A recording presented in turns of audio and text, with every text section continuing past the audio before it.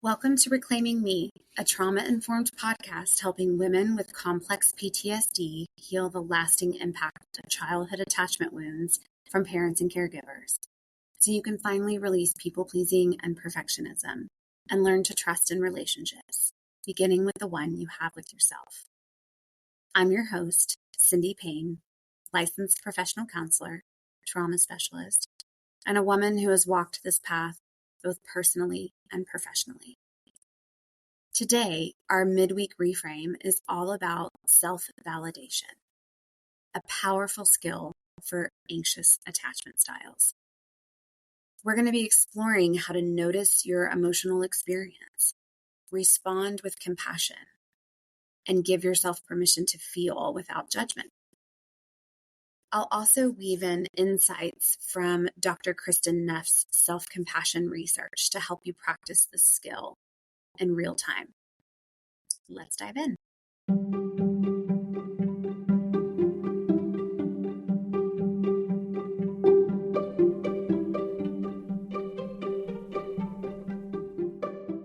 Welcome back, everybody. I'm so glad that you joined me for this week's midweek reframe. We are going to be digging into a skill to help us with our anxious attachment styles. So even if you have more of a disorganized attachment, or maybe you're not even sure what your attachment style is, hang in there because we're going to keep going deeper in the following weeks. But for today, here are your 3 key takeaways. Number 1, your anxious attachment feelings are valid signals, not flaws. Number 2, self-validation is a key tool for regulating the nervous system. And number 3, Dr. Kristen Neff's self-compassion framework gives concrete ways to respond kindly to yourself when you're feeling that anxious attachment getting triggered. So let's first start by noticing a moment this week where your anxious attachment showed up. Maybe it was a text that went unanswered, or maybe a loved one seemed distant. Instead of judging yourself, I invite you to pause and say, it makes sense that I feel this way. This is what happens when my nervous system senses uncertainty.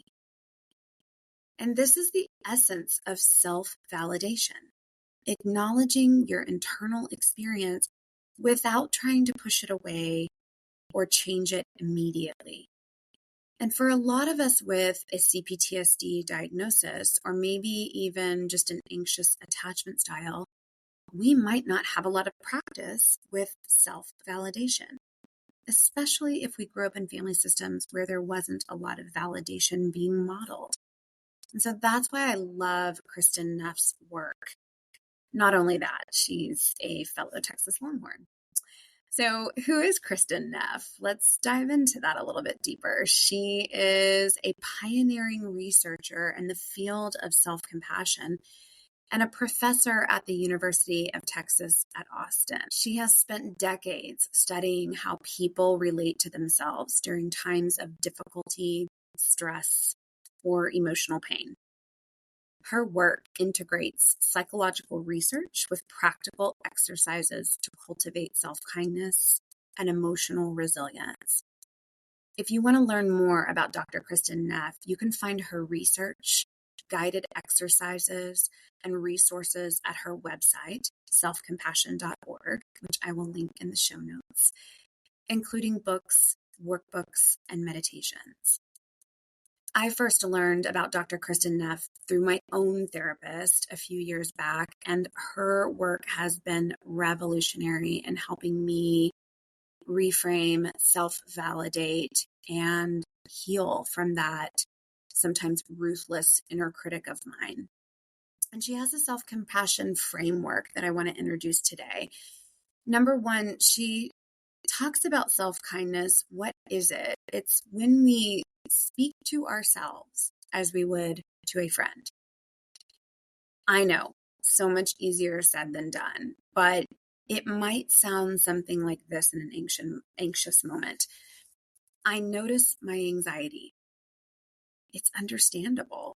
And I'm going to care for myself. The second element of her self-compassion framework is what she calls common humanity. And what this means is to simply recognize that your struggle is a shared struggle. Because one of the things that our attachment styles can do sometimes is it can tell us that we are the only ones that struggle this way, which couldn't be further from the truth. So when you're practicing common humanity, you might say something to yourself like, many people feel this way in relationships. I'm not alone. Third and last is mindfulness. And her definition of mindfulness just simply means to observe your emotions without over-identifying with the emotions. And this is key here. So it might sound something like, I notice my anxiety is rising, but this feeling does not define me. And before we do a quick practice with this, I just want to review the 3 elements of her self-compassion framework. Number 1, self-kindness. So speaking to yourself like you would a friend. Number 2, practicing common humanity, which is recognizing that your struggle is a shared struggle. And number 3, mindfulness, which means to observe your emotions without over-identifying with those emotions. So let's practice. I invite you to take a comfortable seat and close your eyes if that's comfortable for you. Take a deep breath and place a hand on your chest and silently acknowledge this is what anxiety feels like. I can hold it with kindness. And this is an optional repeat. I am not alone, and I am worthy of care. And that's really it. Simple, right? It requires, maybe 10 seconds at most? Closing your eyes, taking a deep breath, placing a hand somewhere that feels comfortable on your body, and acknowledging to yourself what anxiety feels like. And if you choose to add that last component, that you are not alone and that you are worthy of care. So just to recap, self-validation. It doesn't make the anxiety vanish, but it helps your nervous system shift from a more reactive space to a more responsive space. And this gives you choice instead of overwhelm. And there's also research that shows that this deactivates our parasympathetic nervous system. So fight, flight, freeze. When we can name it, we can tame it. For further awareness around anxious attachment styles, I invite you to check out the free people-pleasing style quiz at cindypayne.com. Enter your email to receive your results and a mini guide with small actionable steps that you can apply right away. Thank you for taking this midweek pause with me. And remember that your anxious attachment is a signal, and self-validation is your tool to respond kindly and wisely.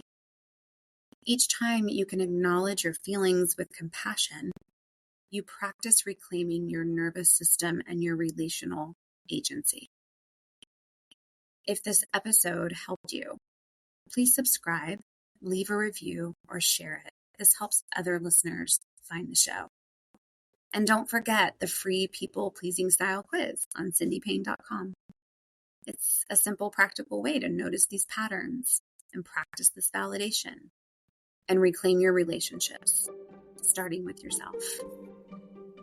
Please join me next Monday for a brand new episode where we will dive into the avoidant attachment style. And in the meantime, take care of yourself, and I'll see you back next week. Thanks, everybody.